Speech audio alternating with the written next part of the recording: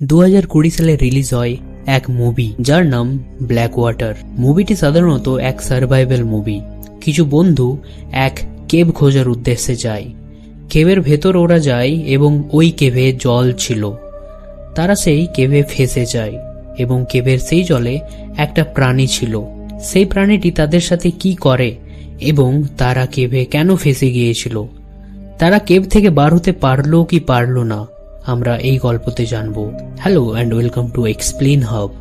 আজকের movie black water. আর হ্যাঁ, তার আগে সাবস্ক্রাইব করতে ভুলবে না। মুভির শুরুতে আমরা অস্ট্রেলিয়ার এক জঙ্গল দেখতে পাই এবং সেই জঙ্গলে এক জাপানি কাপল হারিয়ে গেছে। ছেলেটির নাম আকিতো এবং মেয়েটির নাম মিয়োকি। আকিতো বলে, দেখো আমরা হারিয়ে গেছি এখানে, তোমাকে কম্পাস আনা উচিত ছিল। মিয়োকি কম্পাস আনেনি, জিপিএস এনেছে। জিপিএস চালানোর জন্য নেটওয়ার্কের প্রয়োজন এবং জঙ্গলে নেটওয়ার্ক নেই। তাদের দুজনের মধ্যে একটু ঝামেলা হয়ে যায় যে তোমার জন্য আমি এখানে ফেসে গেছি। আকিতো বলে, তুমি তোমার জিপিএস নিয়ে থাকো, আমি চললাম। আকিতো ওখান থেকে রেগে চলে যায়। মিয়োকি তার জিপিএস ঘাঁটছিল, তখনই আকিতোর চিৎকারের আওয়াজ শুনতে পায়। মিয়োকি চিৎকারের আওয়াজ শুনে দৌড়ে যায় এবং ভুলবশত এক কেভে পড়ে যায়। অত উপর থেকে পড়ার জন্য তার পাটা ভেঙে যায় এবং তার ঠিক কাছেই দেখতে পায় আকিতো পড়ে আছে। ওখানে আকিতো মারা যায়। মিয়োকি দেখে ওই কেভের জলে কিছু একটা রয়েছে। হঠাৎ ওই জল থেকে এক ভয়ানক প্রাণী উঠে আসে এবং মিয়োকিকে মেরে জলে টেনে নেয়। তারপর আমরা মুভির ম্যান ক্যারেক্টারকে দেখতে পাই, যার নাম অ্যারিক এবং এটা তার গার্লফ্রেন্ড জেনিফার। জেনিফার অ্যারিককে একটু সন্দেহ করে যে আর কোনো মেয়ের সাথে অ্যারিকের চক্কর আছে নাকি। তাই বাথরুমে ঢুকে অ্যারিকের মোবাইল দেখছিল।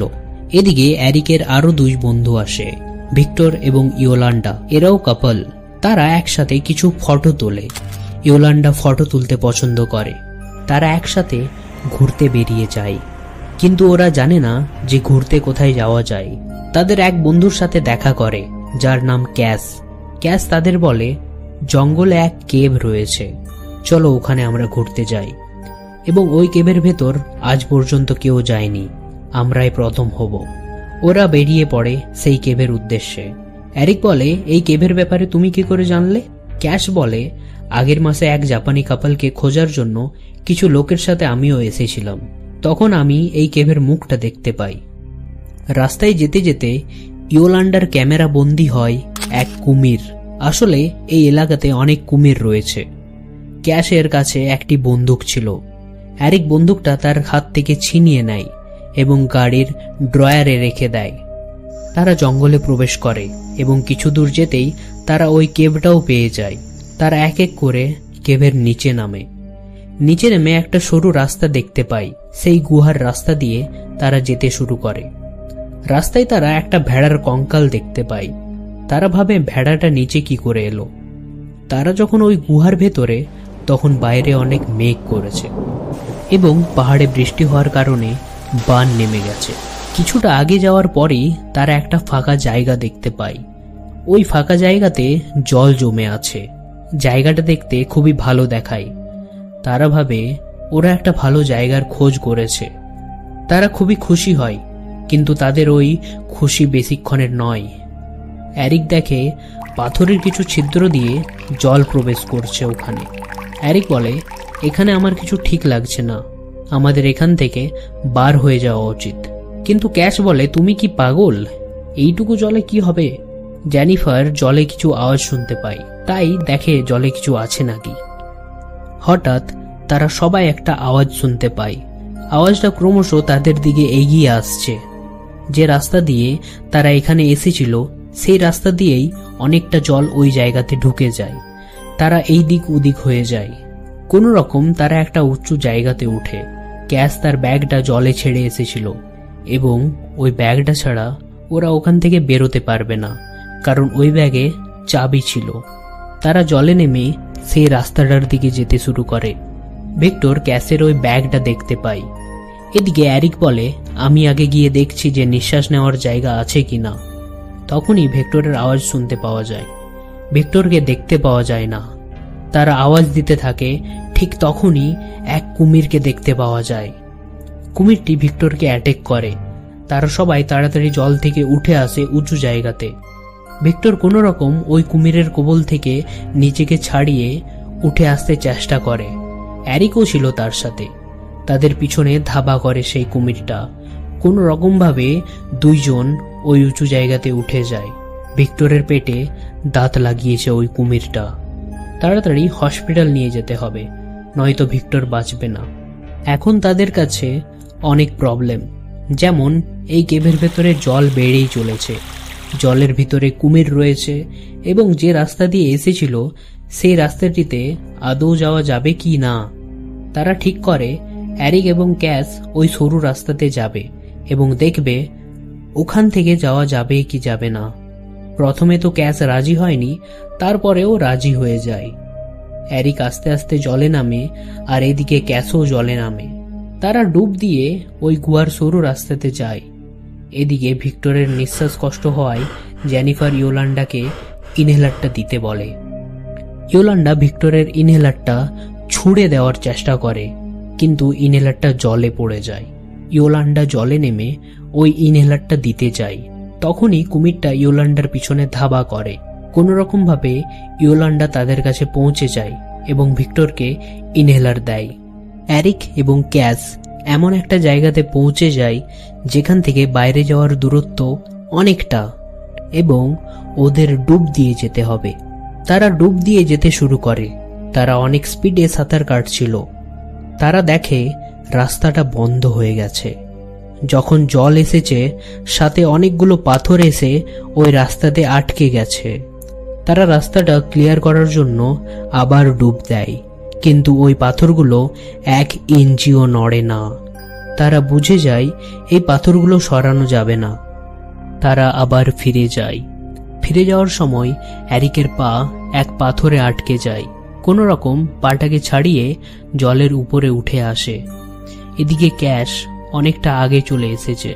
ক্যাশ পেছনে দেখে অ্যারিক নেই। ক্যাশ আরেকবার ডুব দেয়। হঠাৎ ওই কুমিরটাকে দেখতে পায়। এত কাছে কুমির থাকায় ক্যাশ পুরো কাঁপছিল ভয়ে। জলে ভাইব্রেট হওয়ায় কুমিরটি ক্যাশকে ধরে নেয় এবং ক্যাশ মারা যায়। এদিকে অ্যারিক ক্যাশকে আওয়াজ দিতে থাকে। তার একটু আগেই আলো দেখায়। ওটা তুলে দেখে ক্যাশের হেডলাইট, এবং অ্যারিক বুঝে যায় ক্যাশ আর নেই। এদিকে জেনিফার অনুভব করে কোনো দিক থেকে হাওয়া আসছে। জেনিফার দেখে ওদের ঠিক বাম দিকে ছোট্ট গুহা রয়েছে, হয়তো এটা দিয়ে বাইরে বার হওয়া যাবে। অ্যারিক ওদের কাছে পৌঁছয় এবং বলে ওই রাস্তা পুরো বন্ধ হয়ে গেছে এবং ক্যাশ মারা গেছে। জেনিফার অ্যারিককে বলে, আমার মনে হয় আমি রাস্তা পেয়ে গেছি। জেনিফার অ্যারিককে ওই রাস্তাটা দেখায়।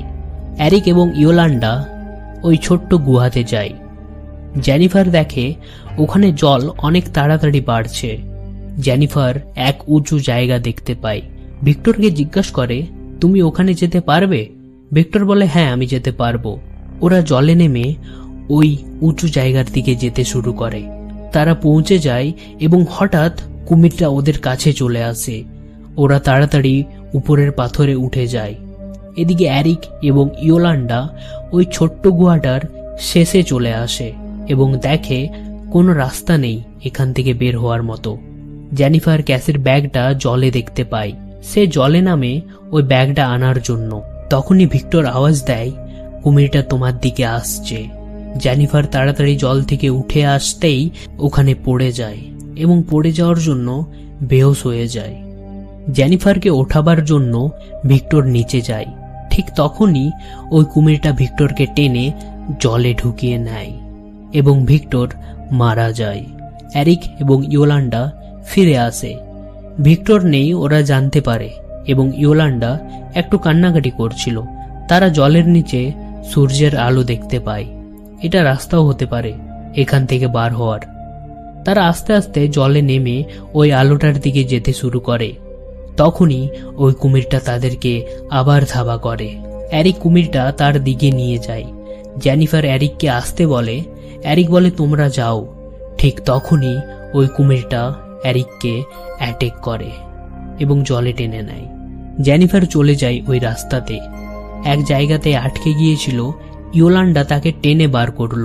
ওরা এমন একটা জায়গাতে পৌঁছে যায়, দেখে মনে হচ্ছিল ওটা কুমিরের বাসা।